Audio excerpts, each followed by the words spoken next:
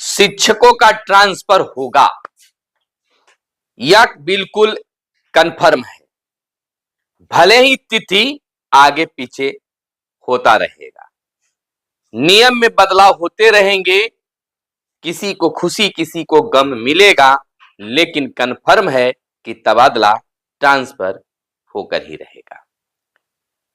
नमस्कार, मैं हूं सुनील बॉबी और आपको इस चैनल में स्वागत है। बिहार के शिक्षक परेशान हैं, वो भी एक छोटी सी चीज को लेकर, वह है तबादला ट्रांसफर को लेकर। सरकार को इसमें क्या कुछ जाती है, 0 बटा सन्नाटा। लेकिन फिर भी 20 वर्षों से अब तक शिक्षकों का ट्रांसफर नहीं हुआ है। कमिटी बनाने का खेल, सॉफ्टवेयर बनाने का खेल अब तक चलता आया है। लेकिन इस बार 2025 में बिहार के विशिष्ट शिक्षक और बीपीएससी शिक्षकों का तबादला होगा। बात करते हैं शिक्षकों की समस्या से शुरू किए हैं, तो समस्या इतनी है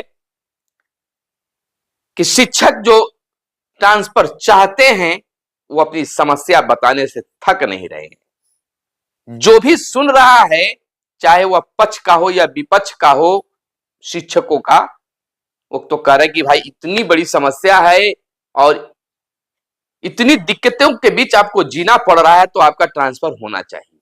लेकिन सरकार और विभाग को न जाने क्या हो जाता है, जो इतनी मुश्किल में भी शिक्षकों को साथ नहीं दे पा रही है। लेकिन 2025 में शिक्षकों का तबादला होगा, सरकार और विभाग मन बना चुकी है। जब मैंने आज सुबह एक video education and job bulletin डाला, तो एक मैडम जी ने उसमें लगातार कई कमेंट कर डाले, अपनी समस्या को बताने लगे और कहने लगे कि सर हमने तो आवेदन दिया था लेकिन एक्सेप्ट नहीं हुआ है, अब क्या करें, हमें साथ दे। मुझे भी लगा कि इनकी प्रॉब्लम है, समस्या तो है, लेकिन कहीं ना कहीं वो शिक्षिका जो हैं, समय खत्म हो जाने के बाद शायद उन्हें यह याद आया कि हमारा अभी आवेदन स्वीकार नहीं किए गए हैं। वह पोर्टल को फिर से शुरू कराने की बातें कर रहे हैं। तो ये तो मेरे हाथ में या और लोगों के हाथ में नहीं है, लेकिन फिलहाल उन्हें बता दें कि फिलहाल वह सॉफ्टवेयर अब फिर से आवेदन के लिए नहीं खुलेंगे। हाँ, जब तबादला हो जाएगा तो विभाग और सरकार को लगेगी कि और लोग छूट गए हैं, तो फिर से आवेदन लिया जा सकता है। उसके लिए फिलहाल आपको इंतजार करना होगा।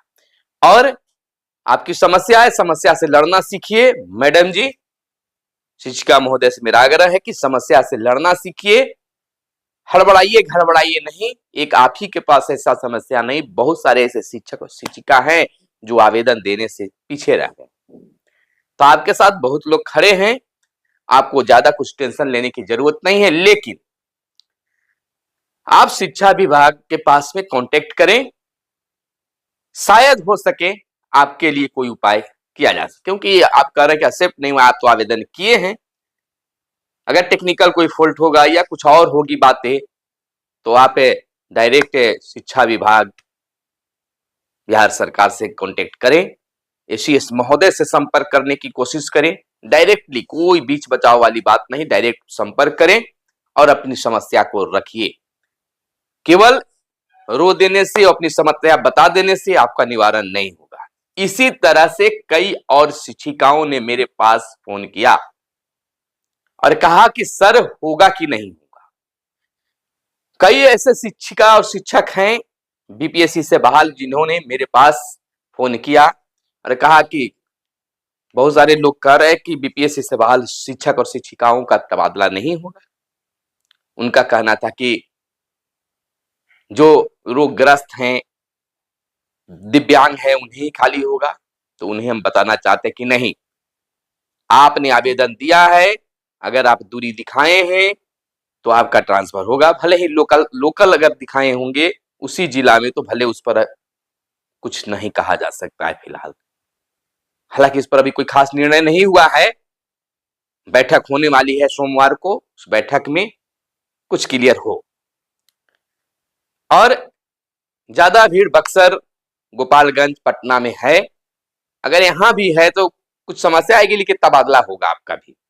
इधर उधर थोड़ा सा हो सकता है, लेकिन तबादला होगा जहां आप चाह रहे हैं। निश्चित तौर पर इधर सक्षमता उत्तीर्ण विशिष्ट शिक्षक बीपीएससी से बहाल शिक्षकों से पहले से इंतजार में है कि तबादला होना चाहिए। बहुत सारे ऐसे अनमैरिड शिक्षिका हैं जो अनमैरिड शिक्षिका बहाल हुए थे, जो अब विवाहित हो गए हैं और पारिवारिक जीवन जीने में उनकी कठिनाइयां हो रही है। अपने बाल बच्चों से दूर है, चाहे बाल बच्चों के साथ में है तो अपने पूरे फैमिली से बहुत दूर है। लगातार 10-15 वर्षों से वो मांग करते आ रहे हैं। उनके पास भी समस्या, उनकी भी कई फोन आई है।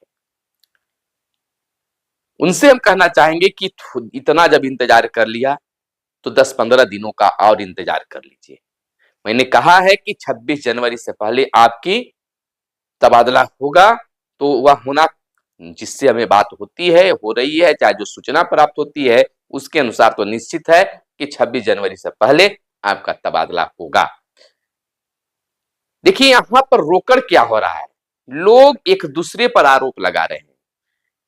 विभाग भी चाहती के दो पार्ट में बटा रहे हैं यहाँ पर बीपीएससी और सक्षमता या नियोजित कह लीजिए, इनको दो फाड़ में बांटने की कोशिश जारी है।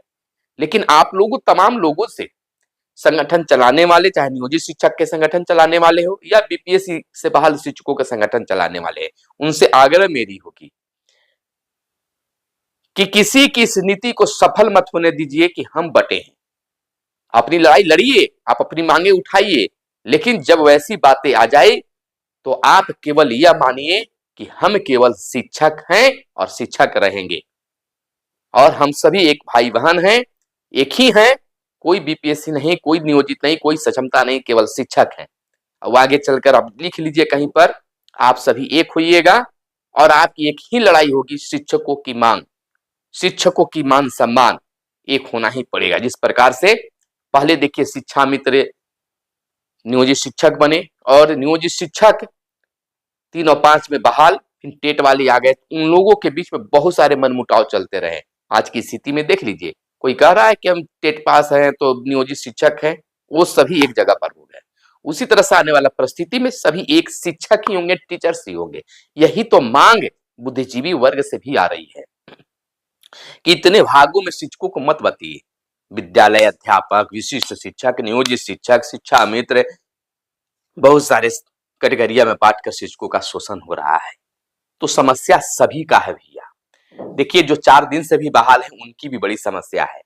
बहुत सारे बीपीएससी में अनमैरिड शिक्षिका और शिक्षक बहाल हुए हैं और दूसरे राज्य से तो हैं ही, और बहुत दूर उन्हें आने जाने में बड़ी समस्या। और शिक्षा विभाग की इतनी लंबी छुट्टी नहीं है जो 2-4 महीना जाकर अपने घर पर बिताएं, तो उनकी भी समस्या है। उन्हें भी राज्य से सटे हुए जिले में मिलना चाहिए, या कोई दो मत नहीं है। और काफी मेहनत नियोजित शिक्षकों ने भी किया है और बीपीएससी से बहाल शिक्षकों ने भी, शिक्षिकाओं ने भी काफी समस्याओं के बीच से गुजरे हैं। वह बरसात का मौसम, वह बाढ़ का समय याद कीजिए तो रूह कांप जाती है। चाहे वह किसी प्रकार के शिक्षक को समस्या को झेला है और झेल भी रहे हैं आज भी। तो इन सारी परिस्थितियों से एक ही चीज निकल कर आता है कि समस्या को सोल्व करना है तो एक दूसरे पर पहले टिप्पा टिप्पणी बंद करिए और मांग कीजिए कि ट्रांसफर हो। क्योंकि अगर एक का रास्ता खुलता है, हालांकि देखिए दोनों का होना है। अगर सरकार विशिष्ट शिक्षक को करती है, बीपीएससी शिक्षक को नहीं करती है, तो उसमें भी हंगामा बवाल है और सरकार के लिए सरदर्द होगा। अगर केवल बीपीएससी से बहाल शिक्षकों को किया जाता है तो डायरेक्टली शिक्षा विभाग पर और शिक्षा विभाग के एसीएस पर कई आरोप लग जाएंगे, और इसी बीच में काफी टेंशन है। और कोई किसी पर दाग लगे, किसी पर आरोप लगे, कोई नहीं चाहेगा। तो तमाम चीजों को फूक फूक कर शिक्षा विभाग रख रही है कि किसी प्रकार से कुछ ऐसा आरोप प्रत्यारोप न लगे, क्योंकि शिक्षा विभाग पर लगती है या एसीएस पर लगती है तो मुख्यमंत्री तक बातें जाएगी और फिर वही कहानी शुरू हो जाएगा। फिर एसीएस के लिए सर दर्द बनेगा और शिक्षा विभाग में फिर बड़ा बदलाव हो जाएगा। तो इन चीजों को विभाग बिल्कुल समझ रही है, लेकिन यह कन्फर्म है कि शिक्षकों का तबादला होगा, क्योंकि अब विभाग न इधर का है न उधर का है। जब ट्रांसफर रद्द कर दिया गया था तो फिर विभाग, खासकर एसीएस के पहल पर, शिक्षा मंत्री के पहल पर फिर से अभी आवेदन लिया गया। अगर इसको भी किया जाएगा तो समझ लीजिए शिक्षक ही नहीं, शिक्षकों का दिल चकनाचूर हो जाएगा और कई प्रश्न खड़े हो जाएंगे। और ऐसा होने पर सामने चुनाव भी है। हालांकि शिक्षक इस मन से बात निकाल दे, बहुत सारे कमेंट में कर रहे कि तबादला नहीं होगा तो वोट नहीं देंगे, तो ऐसे हो जाएगा, सरकार को बदल देंगे। अरे भाई, 20 सालों से सरकार आपको देख रही है, आपको झेल भी रही है, और आप भी सरकार और विभाग को झेल रहे हैं। कौन क्या करता है बिहार में पता है सबको। जब चुनाव का वक्त आता है तो सभी जात पात में बढ़ जाते हैं।